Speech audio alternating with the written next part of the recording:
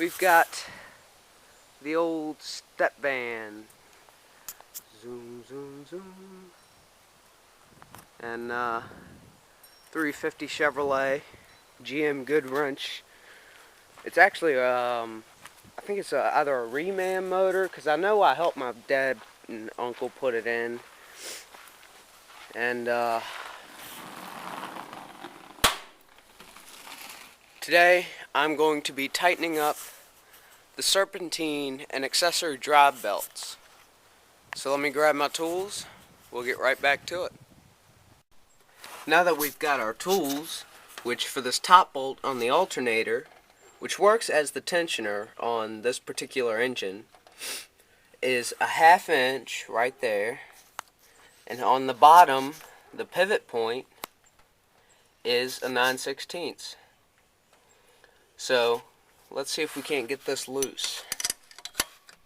Also, I brought over just a big old bar I found. It's actually not that big, it's just I'm zoomed in.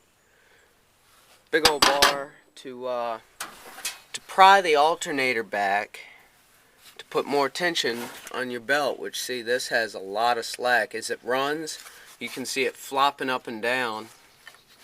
So let's see here. Oh, that was actually rather loose. No, I have not loosened this one up yet until just now. Let's get down here to this bottom one, which is also surprisingly loose, as was the top one.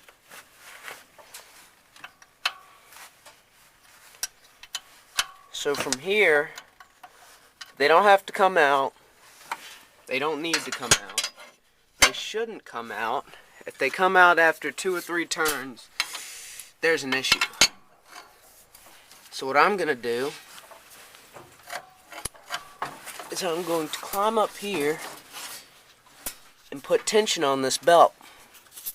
Now I'm going to need to sit my camera down, but you see the general idea as to how this is going. From here, oh, that'll fall off. Maybe that'll stay. You can't really see it. From there, you will tighten that top bolt right there and keep pressure on there as you tighten that very bottom one. That was the second one we loosened up. Hold that thought, I'll be right back. Alright, after tightening those 2 bolts, once you've put enough tension on there, it doesn't have to be death tight, but you know, it needs to be more than that. That is way too much. That belt is the power steering pump belt, which I will be getting to most likely next.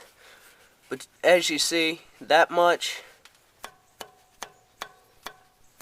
is plenty. That's just about perfect.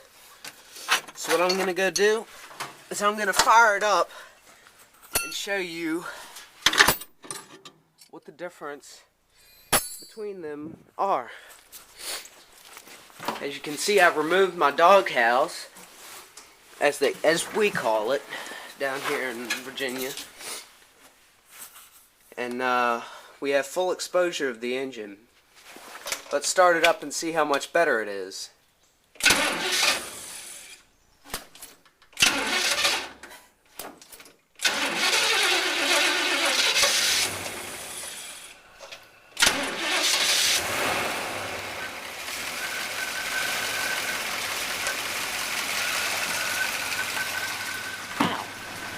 I just got shocked. Oh well.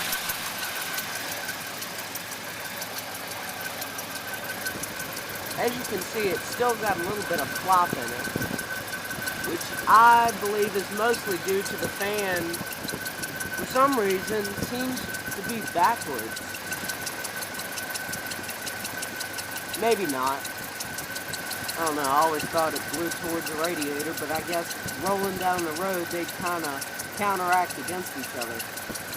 As you see, that power steering belt has a whole lot more play and wobble in it than the alternator belt.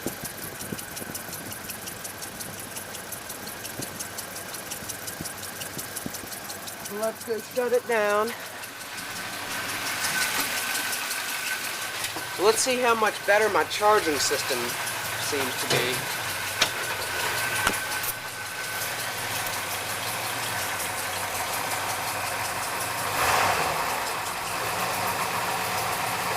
Oh yeah, much better. Sitting at idle, now we're sitting at our perfect charge rate. Before, it was down here at about that notch right there, sitting at idle, and you barely get on the gas and it jumped right back up, so that helped us a lot.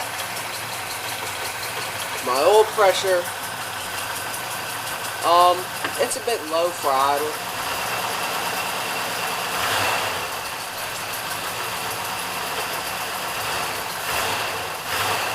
But it's getting oil to the engine, so that's what counts.